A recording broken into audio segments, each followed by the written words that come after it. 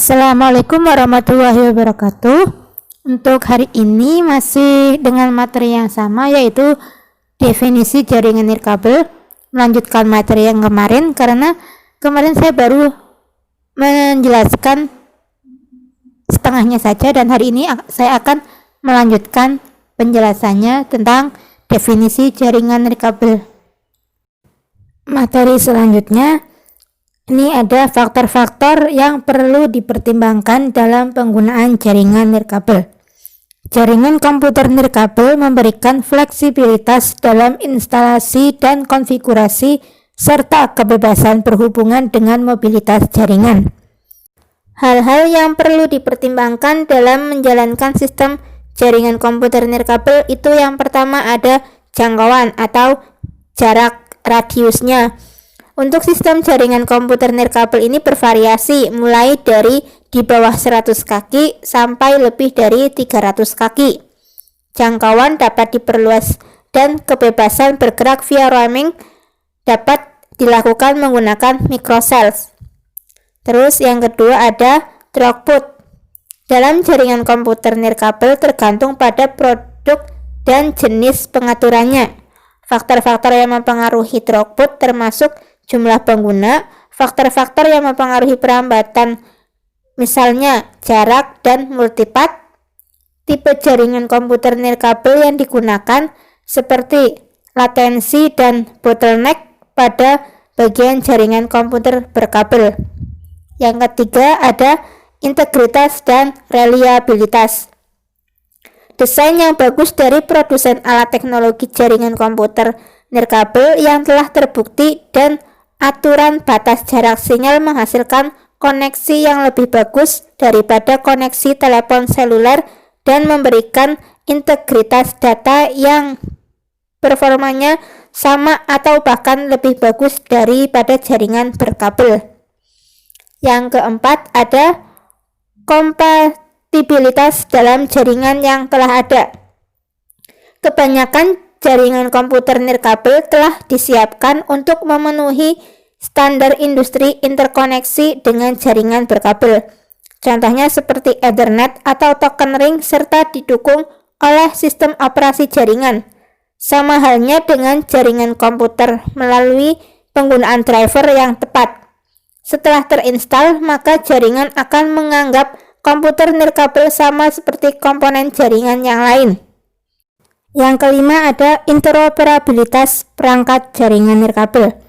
Calon pengguna harus menyadari bahwa perangkat sistem jaringan komputer nirkabel dari beberapa produsen mungkin tidak saling kompatibel untuk 3 alasan berikut, yaitu teknologi yang berbeda tidak saling mendukung.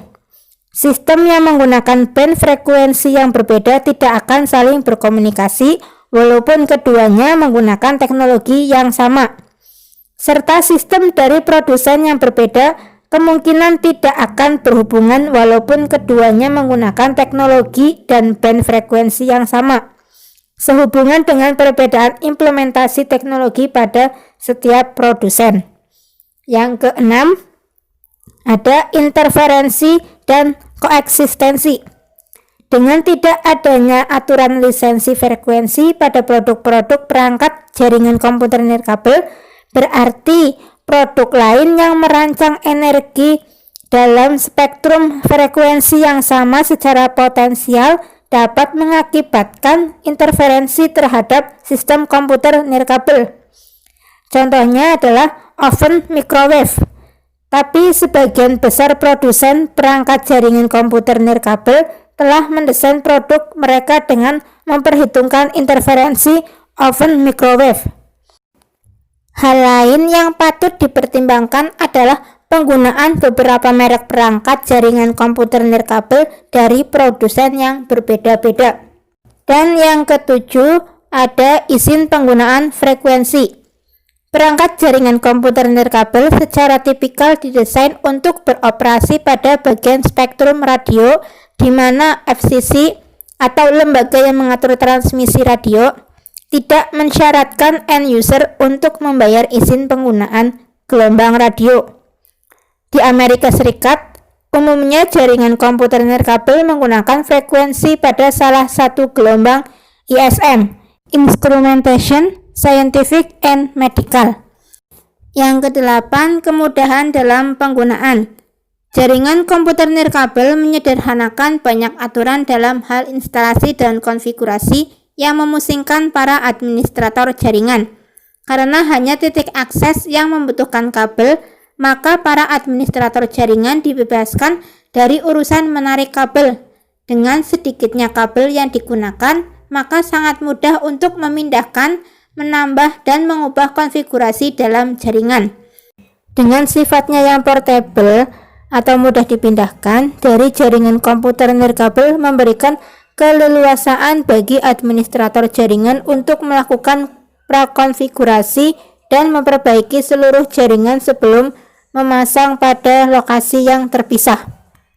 Yang kesembilan, ada keamanan.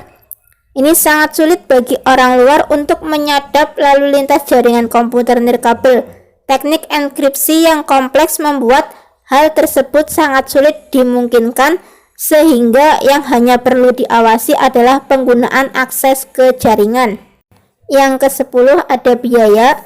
Untuk biaya pemasangan dan pemeliharaan sebuah jaringan komputer nirkabel umumnya lebih murah daripada biaya pemasangan dan pemeliharaan jaringan komputer berkabel. Dengan alasan yang pertama, sebuah jaringan komputer nirkabel menghilangkan biaya kabel dan ongkos kerja memasang dan memperbaikinya. Yang kedua, karena jaringan komputer nirkabel memudahkan pemindahan, penambahan, dan perubahan, maka mengurangi biaya tidak langsung, penghantaran, dan biaya administratif tambahan. Selanjutnya ada skalabilitas.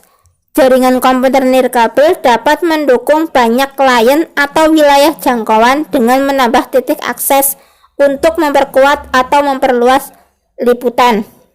Dan yang terakhir, ada pengaruh terhadap kesehatan. Nah, ini radiasi yang dihasilkan dari jaringan komputer nirkabel sangat rendah, lebih kecil daripada yang dihasilkan telepon seluler.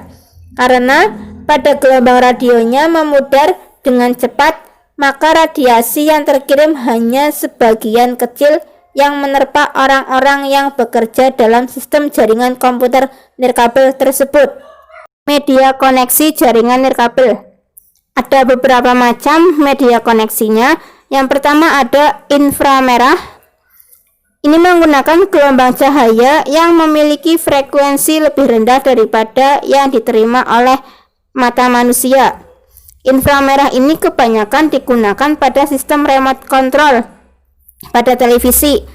Komunikasi inframerah cukup cepat dan tidak membutuhkan biaya yang relatif mahal untuk berkoneksi, dan dengan inframerah kita dapat mengetahui bahwa pesan yang kita kirim akan sampai pada orang yang diinginkan meskipun dalam satu ruangan terdapat banyak penerima inframerah. Akan tetapi, inframerah ini memiliki kekurangan, yaitu hanya bisa dilakukan searah saja, seperti contohnya itu pada saat kita mengirim data antara komputer dengan laptop dalam satu ruangan. Komunikasi dengan menggunakan media inframerah ini tidak bisa menembus gedung, namun bisa menembus ketika melewati mika transparan. Terus yang kedua ada Bluetooth. Merupakan teknologi yang memungkinkan dua perangkat saling terhubung tanpa menggunakan kabel dengan saluran yang tidak terlihat. Dan cara kerja dari Bluetooth itu sendiri yaitu dengan memiliki sistem Bluetooth di dalam alat komunikasi yang digunakan, dan juga ada dua perangkat sebagai pengirim dan penerima data dari Bluetooth. Untuk kelebihan dari Bluetooth itu sendiri, selain biayanya relatif lebih murah, juga dapat mengirimkan data lebih cepat daripada inframerah. Bluetooth juga bisa menembus tembok sekalipun. Jadi, semisal kita mengirimkan data dari luar ruangan dengan menggunakan Bluetooth, masih bisa dijangkau asalkan radiusnya tidak lebih dari 10 meter. Media koneksi yang ketiga ada gelombang radio. Ini adalah sarana transmisi yang sangat umum digunakan pada jaringan-jaringan nirkabel. Gelombang ini dapat melintasi jarak yang jauh, menembus dinding, dan juga relatif ekonomis untuk dibangkitkan. Karakteristik dari gelombang radio itu sendiri yaitu bergantung atau sangat dipengaruhi oleh frekuensinya. Seperti pada frekuensi tinggi, gelombang ini cenderung merambat pada garis lurus dan terpantul oleh permukaan objek rintangan. Di sisi lain, pada frekuensi rendah, gelombang ini cenderung dapat menembus dinding, namun jarak rambatnya jauh lebih pendek. Dan gelombang radio itu sendiri adalah salah satu bentuk dari radiasi elektromagnetik dan terbentuk ketika objek bermuatan listrik dari gelombang osilator atau gelombang pembawa dimodulasi dengan gelombang audio pada frekuensi yang terdapat pada frekuensi gelombang radio pada suatu spektrum elektromagnetik. Dan radiasi elektromagnetiknya bergerak dengan cara osilasi elektrik maupun magnetik. Penggunaan paling terkenal dari gelombang radio adalah untuk mengirim foto, audio, dan teks dalam bentuk sinyal. Gelombang radio memungkinkan untuk menghindari rintangan saat perjalanan jauh. Contohnya seperti cahaya tampak dan radiasi frekuensi yang lebih tinggi lainnya. Gelombang radio dengan panjang gelombang kurang dari 10 meter diserap oleh atmosfer. Gelombang yang lebih panjang memantul bolak-balik antara ionosfer dan tanah, sehingga membuat ideal untuk transmisi radio di atas cakrawala. Frekuensi terendah digunakan untuk komunikasi dengan kapal selam karena energi yang rendah tidak terlihat dan daya tembus yang tinggi. Umumnya, sinyal dari frekuensi rendah dipakai untuk memerintahkan kapal selam untuk naik ke kedalaman dangkal, di mana itu bisa menerima beberapa bentuk komunikasi lainnya. Untuk mengirim informasi melalui gelombang radio harus dikodekan dalam beberapa cara.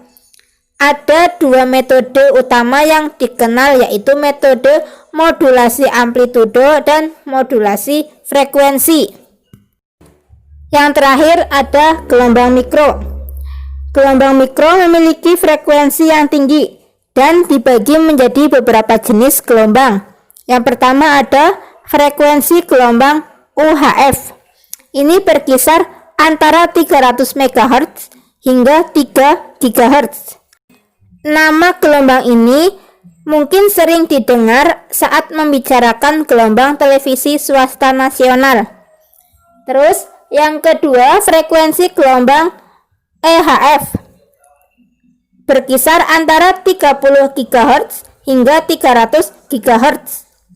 Dan yang terakhir, gelombang SHF berkisar antara 3 GHz hingga 30 GHz.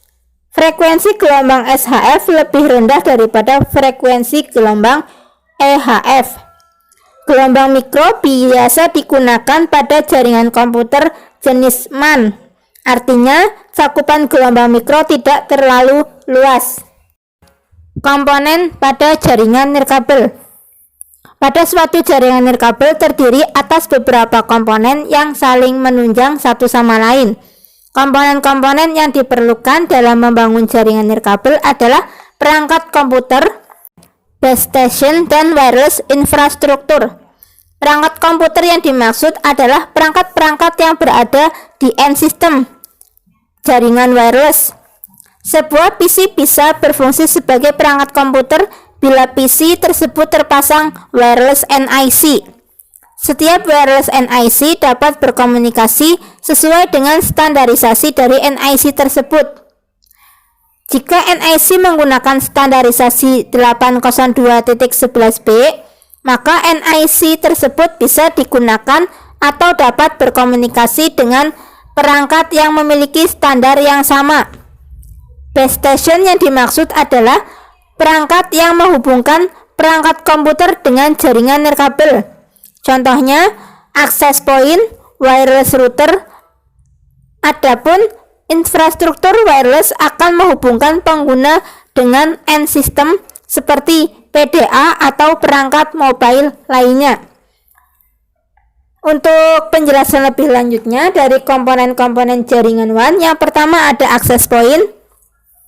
Ini merupakan perangkat jaringan yang berisi sebuah transceiver dan antena untuk mengirim dan menerima sinyal ke dan dari klien. Access point ini berfungsi sebagai media yang memberikan konektivitas antara perangkat klien dengan jaringan nirkabel yang ada. Koneksi ini biasanya dilakukan antara access point dengan PDA atau handphone yang sudah memiliki perangkat nirkabel, atau bisa juga antara access point dengan laptop yang terpasang perangkat nirkabel. Access point terbagi menjadi dua, yaitu access point indoor yang dipasang di ruangan tertutup dan access point outdoor yang dipasang pada ruangan terbuka. Access point untuk indoor dan outdoor memiliki perbedaan yang cukup signifikan. Untuk AP outdoor memiliki daya dan jangkauan radio yang lebih luas dibandingkan dengan AP indoor. Prinsip kerja AP mirip seperti perangkat switch atau hub pada jaringan berkabel.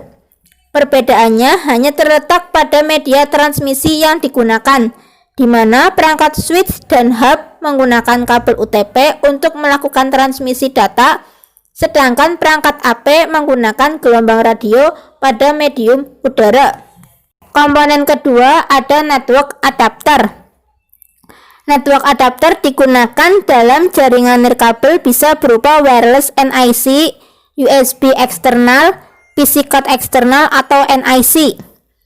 Perangkat klien biasanya dilengkapi dengan wireless NIC atau PCMIA card adapter, di mana alat inilah yang menghubungkan perangkat klien dengan access point melalui frekuensi radio. Contohnya dari perangkat klien adalah PC, laptop, PDA, dan handphone dengan wireless adapter. Dan yang ketiga ada koneksi internet broadband. Broadband yang disediakan oleh ISP diperlukan untuk membangun jaringan wireless. Dua teknologi broadband yang umum dipakai adalah teknologi DSL atau Digital Subscriber Line atau kabel. Dan yang keempat ada mobile atau desktop PC, merupakan perangkat akses untuk pengguna. Mobile PC pada umumnya sudah terpasang port PCMCIA, sedangkan desktop PC harus ditambahkan wireless adapter melalui PCI atau Peripheral Component Interconnect card atau USB. Selanjutnya ada wireless router, perangkat yang berfungsi untuk mengirimkan paket dalam jaringan. Wireless router juga dapat berfungsi sebagai access point. Terus ada wireless repeater, perangkat yang mengirim dan menerima sinyal yang bertujuan untuk memperluas jaringan dan memperkuat sinyal pada jaringan. Kemudian ada antena. Ini adalah perangkat yang digunakan untuk menaikkan nilai tambah dari suatu perangkat wireless. Antena biasanya digunakan pada jaringan wireless outdoor. Dan komponen yang terakhir ada kabel. Kabel diperlukan untuk menghubungkan access point ke switch atau access point ke antena. Kabel yang digunakan adalah kabel UTP. Itu saja materi yang saya sampaikan untuk hari ini. Terima kasih sudah menonton video saya dari awal sampai akhir. Semoga video ini bermanfaat buat kalian semua. Wassalamualaikum warahmatullahi wabarakatuh.